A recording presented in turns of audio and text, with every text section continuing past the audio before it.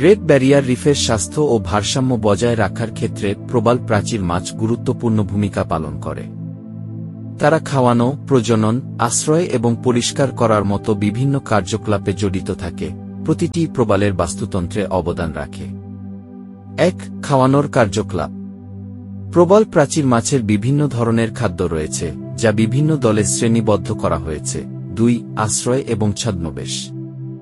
অনেক মাছ শিকারীদের হাত থেকে রক্ষা পাওয়ার জন্য প্রবাল, গুহা এবং পাথুরে ফাটল ব্যবহার করে। ৩. সামাজিক এবং শিক্ষামূলক আচরণ। ৪. প্রজননমূলক কার্যকলাপ। ৫. অভিবাসন এবং চলাচল। ৬. বাস্তুতন্ত্রের স্বাস্থ্যে ভূমিকা। তৃণভোজীরা শৈবাল দ্বারা প্রবালের অত্যধিক বৃদ্ধি রোধ করে, প্রবাল প্রাচীরগুলিকে সুস্থ রাখে। ৪০০ ধরনের প্রবাল।